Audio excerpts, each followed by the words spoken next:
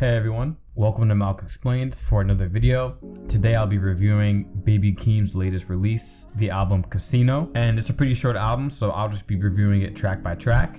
So here we go. Starting off with No Security, I felt this was a really strong intro. I mean, it features Keem rapping over no drums, and it's just a muted guitar layered with some submerged vocal samples. And he flexes some lyrical ability on this intro. And it's definitely an indicator of what's to come with this album, lyrically wise, content wise. And it's always nice to see him flex that muscle of his and to see him lock in as a rapper who, a lot of his biggest songs are very fun and very carefree in nature. It's interesting to hear him with something on his mind. This track details the downsides of his come up and the things that he's been through since we last heard from him, which was, a while ago. So it was nice to hear. This track transitions directly into Casino, the title track. Bro, this beat sounds like something from Tron. It has these insanely glitchy analog synth waves and some drums that made me hit one of the stankest faces I've hit in a while. His flows also go unbelievably hard.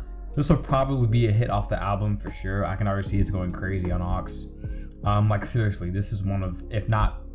And then, wait, what is this? 2 minutes into the song, he switches the beat, bro, to another equally insane beat. It's just crazy. I'm a production first guy, so be prepared for me to be glazing the production of this album, by the way. I mean, this guy's Alvin and the Chipmunks harmonizing in the back of the second beat, and somehow it goes hard. I do think that Keem's flow fit the first beat a little better, but I still think he holds his own on the second one. The next track is The Birds and the Bees. This track samples from Canadian indie pop singer Feist? I don't know, I'm not sure. I think it's Feist, and pairs her vocals with this kind of dial tone synth bell counter melody and a classic smooth West Coast bounce drum pattern. It definitely sounds like it could have been on the Melodic Blue for sure. Nothing crazy, just some smooth melodic chorus and verses from Keem that make for some fun and easy listening. Next track, Good Flirts. The instrumental has these warped reversed piano chords coupled with some guitar stabs and this soft kind of R&B-esque percussion. It reminds me of a slowed down take on Mrs. Officer by Lil Wayne. Keem and Momo Boyd sound really good together in that high melodic register. Okay, hot take. Kendrick fans, please don't dox my home address for this, but I'm not sure Kendrick really fit on this particular track in my opinion. I would have loved to hear him snap on that Casino beat instead, maybe. I don't know. I just don't think he fits with this particular one. But that Young Thug lyric was kind of funny though. House Money has another great beat. Keem's flow stands out too. I mean, he's just sliding on this. And I love that he got Denzel Curry literally just to do ad-libs. It's also funny because Keem does the same things for other people's songs. I think Tyler, Kendrick, and Kanye have all had him come in just to say one word or one line. I think Kendrick fits on this one way more than the last track, and I love the I smell something. I love that part of the haunting choral sample. I think it's really cool. This goes into I Am Not a Lyricist, which is kind of a funny title. He is a lyricist, so I don't know why he called it this. I guess it's kind of a joke, but he proves that he is a lyricist. We get some pretty emotionally resonant lyrics from Keem about his childhood wounds. And this somber piano with the shoveling percussion and the orchestral swells in the background sound like something off Good Kid, Mad City production wise, almost like Sing About Me production wise, and that's a huge compliment, of course. And also thematically it feels like something off that project as well, but I think Keem definitely put his own spin on it, with his own flow. I also think it might be the first time I heard his real voice. I have to fact check that, but I was like, who is this? I was surprised to hear him, because he wasn't doing the voice. And that last verse he does at this breakneck speed. And the rhyme scheme reminds me of a spoken word type of structure. And this track, especially this part, feels a little bit like Andre 3000 inspired as well in terms of flow. Okay, now for sex appeal, for some reason I've seen a lot of people online hate this track.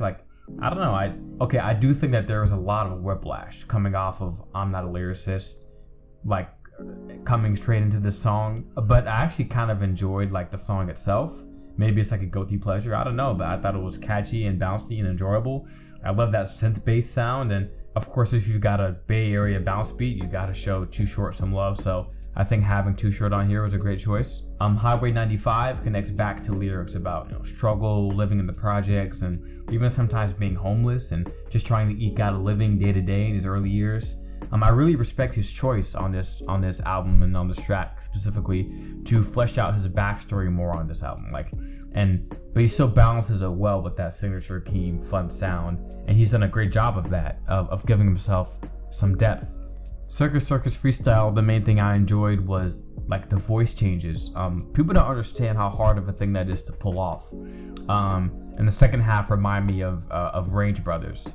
For some reason, with that voice he does and all the eccentric voice changes. I think the energy of the track does like drop off a bit in that second half, at least for me, but it's nothing major, just a feeling I kind of got. With Dramatic Girl, Keem takes a really different angle.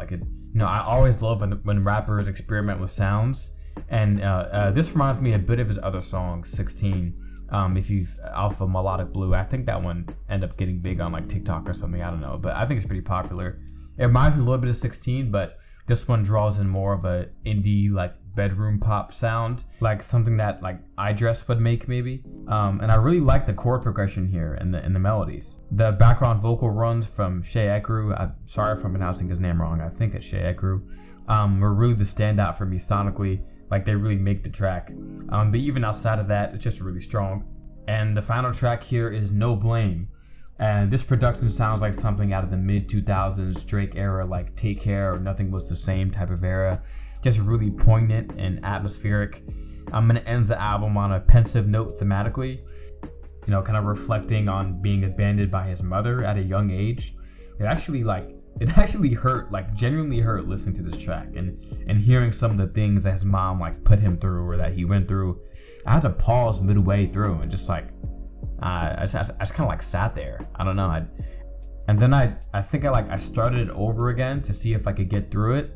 I don't know, it was really heart-wrenching to listen to. And as he paints a picture of himself as a young 7-year-old boy, like being taken through these abhorrent events and, like kind of lamenting on them as his present day self, being conflicted on how to feel about them.